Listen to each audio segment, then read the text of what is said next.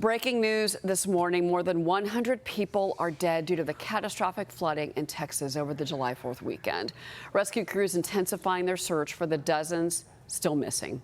27 campers and counselors at Kirk County's Camp Mystic killed by the raging floodwaters. 10 more campers and 1 more counselor are still missing this morning. Texas Governor Greg Abbott giving an update on the state's response. That's going to be later today, but he did say they will not stop until every missing person is found. President Trump expected to visit the state this Friday. I want to bring in Texas Congressman Roger Williams. He's chair of the House Small Business Committee. Mr. Chairman, I'm sure you, like many people across the country and those of us that are from Texas as well, our hearts are broken. How are you doing, sir, this morning, and what are you hearing on the ground? Well, it's heartbreaking, and the fact of the matter is, you know, in Texas is a big state, but in many ways, Texans know Texans, so everybody's been touched by this tragedy. And I think Governor Abbott and his team and the Department of Public Safety have done an unbelievable job in rescue operations and what they're and who they're helping. So it shows that Texas can deliver when they need to. But it's a tragedy like no other. This will be talked about for years to come. We all know people that have been touched by it, and it's hard to imagine. But I do think that I want to thank the governor again for his leadership in this. It's been phenomenal. Well, and you know, this is, of course, a lot of the chatter began almost immediately over the weekend about, was the National Weather Service prepared? And then we're finding out, no, that the warnings did go out. But you know, Caroline Leavitt was asked about this at the White House briefing yesterday, and she was asked about, you know, those that are using this as a political football and they're attacking President Trump. Listen to what Caroline Leavitt had to say about this tragedy yesterday. Unfortunately, in the wake of this once-in-a-generation natural disaster, we have seen many falsehoods pushed by Democrats such as Senator Chuck Schumer and some members of the media. Blaming President Trump for these floods is a depraved lie, and it serves no purpose during this time of national mourning. Here are the facts. In the lead up to this tragic natural disaster, the National Weather Service did its job. Despite unprecedented rainfall, the National Weather Service executed timely and precise forecasts and warnings. You know, on the Guadalupe, you know, it was 22 feet of water that rose in 2 hours. This is from Bob Fogarty. He's with the in Austin, San Antonio office of the National Weather Service. The gauge recorded a level of 29.5 feet, and then it was submerged, and the gauge failed. Where Camp Mystic was, over 25 feet of water in an hour. That is unprecedented. You know Flood Alley, you know Kerrville, you know Kirk County.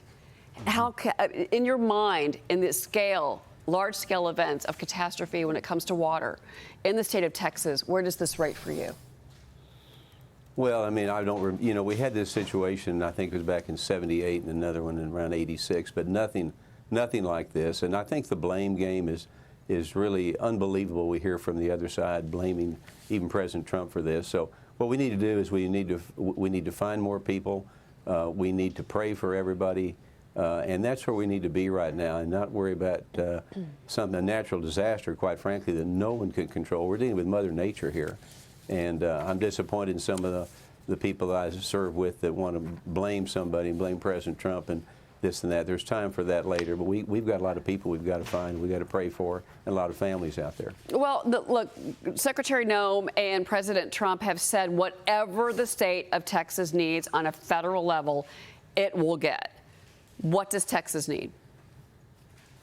Well, I think right now, I'm serious when I say Texas needs prayers, but also Texas will need resources. They'll need physical resources. I'm sure that Texas is going to, we're putting out a lot of money right now for all this. So it's going to be a combination of things that will be looked at when things slow down. The president will be down here on Friday. We'll be able to talk to him and see. But right now, it's the focus is on these camp counselors, the individuals, the children that are still out there. We got to find the families we got to console.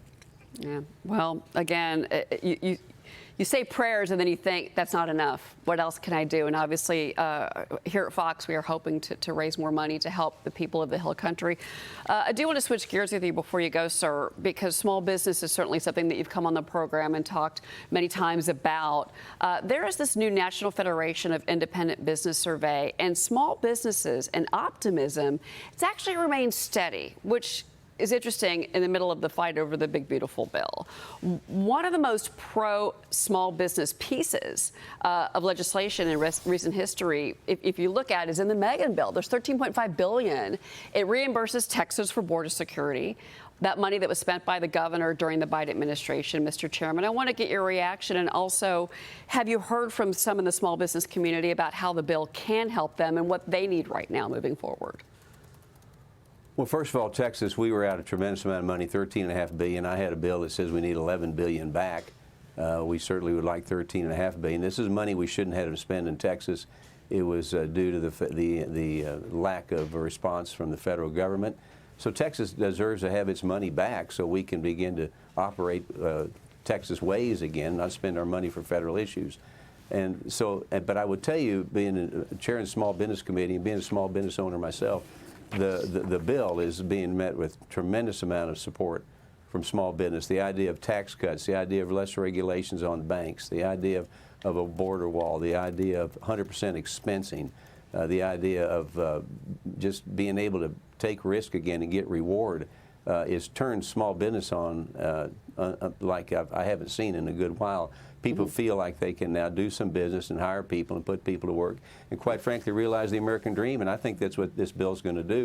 And it's going to create a lot of cash flow. When you cut taxes, you create cash flow, you create jobs, and that will help offset some of these deficit issues that some of the folks want to talk about. But Main Street's excited about it. It's a great opportunity for us to do great things in our country.